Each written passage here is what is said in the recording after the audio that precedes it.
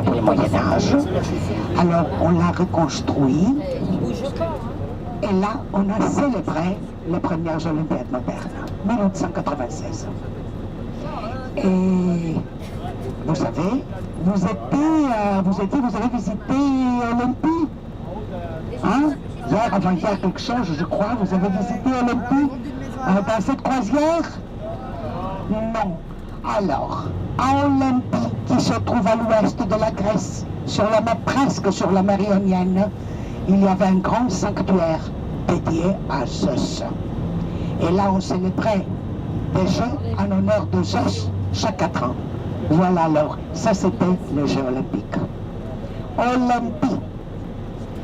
Rien à faire avec le mont Olympe. Le mont Olympe se trouve au nord de la Grèce, à côté de Salonique, la deuxième ville du pays. Et là, il y a la montagne plus haute de la Grèce, 2917 mètres de hauteur, et selon la mythologie, là vivaient les dieux de l'ancienne religion, et bien sûr Zeus. Alors, et à Olympie, il y avait ce grand sanctuaire dédié à Zeus olympique. Il vivait au sommet du mont Olympe, on l'appelait Zeus olympique. Et d'Olympique, Olympie. C'est le seul point commun entre le mont Olympe et Olympie. Alors, les Jeux olympiques étaient nés à Olympie, dans le sanctuaire de Zeus, et c'est célébré continuellement pour 13 siècles. Alors, regardez à gauche, au coin, c'est l'ambassade de la France. Nous nous trouvons à l'avenue de la Reine Sophie, une avenue centrale, presque toutes les ambassades. Et les ministères se trouvent ici. Et vous voyez, l'ambassade de France est abritée à un des plus beaux, disons, édifices néoclassiques d'Athènes. À l'intérieur, c'est magnifique, et puis un beau jardin.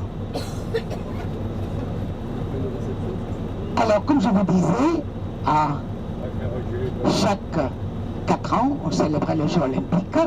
Alors, aujourd'hui, vous savez, c'était le baron Pierre de Coubertin, ce grand français qui a eu l'idée de la renaissance des Jeux olympiques, et à l'époque moderne, et bien alors, à chaque 4 ans, vous avez, je pense, vu à la télé la cérémonie qu'on fait là, hein, dans le site archéologique d'Olympie. On allume la flamme avec les rayons du soleil, et puis la flamme olympique arrive à ce stade, dans le stade panathénaïque, et pendant une deuxième cérémonie, le maire d'Athènes offre la flamme au maire de la ville qui organise les Olympiades.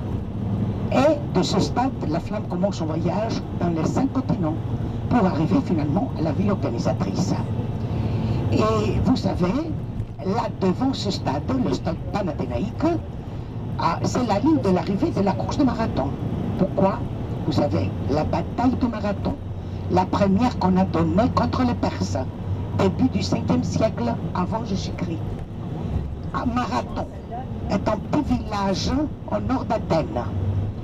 Et juste après la bataille, un jeune soldat athénien, Phidipède, a couru cette distance de 40 km entre le champ de bataille à Marathon et le stade qu'on va voir, pour arriver devant ce stade et annoncer aux Athéniens qui attendaient là, surtout des enfants, des femmes, des âgés, la grande victoire. Ils attendaient avec angoisse. Le pauvre Phidipède a fait ces 42 km, la distance entre le champ de bataille et le stade panathénaïque, en courant comme un fou, sans s'arrêter même un instant, et en même temps en portant son armure qui pesait 18 kg. Alors en arrivant là, il était capable de prononcer seulement un mot, Ménitikamen, en grec ancien. Alors, je ne parle pas le grec ancien, mais je le fais pour vous impressionner. Alors, Ménitikamen, nous avons vécu. Et alors, il était tombé mort de l'effort qu'il avait fait.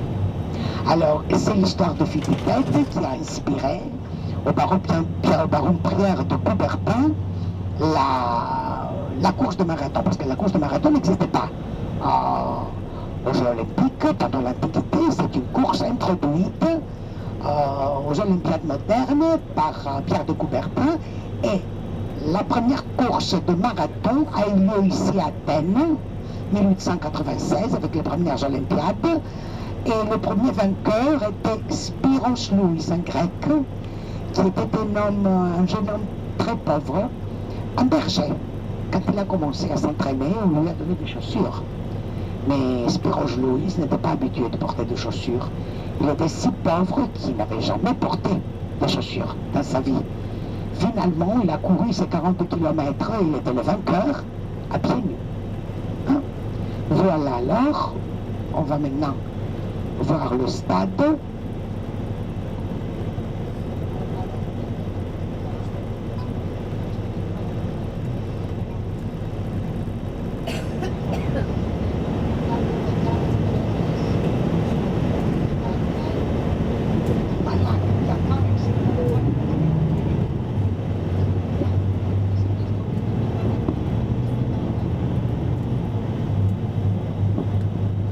Alors, ici, à droite, il y a entre les arbres, dans les arbres, le musée byzantin, c'est surtout de l'art religieux, hein, les icônes. Hein, nous, les orthodoxes, dans les églises, on a les icônes. Hein, c'est sur le bois, on voit les images des saints, de la Vierge, de tout. Hein. Aujourd'hui, c'est très à la mode hein, pour les décorations de la maison. C'est pas si abstraite, stylisé, hein, l'art byzantin. Mais pour nous, ce sont des objets sacrés. Hein.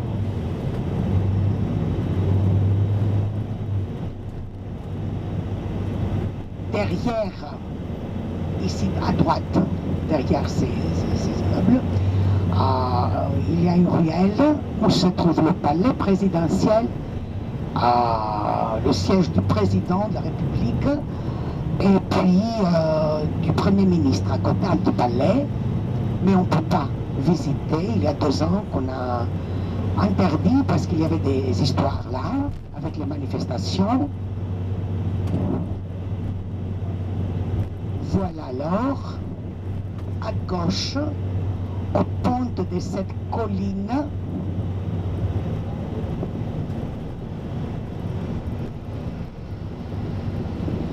voilà à gauche le stade panathénaïque.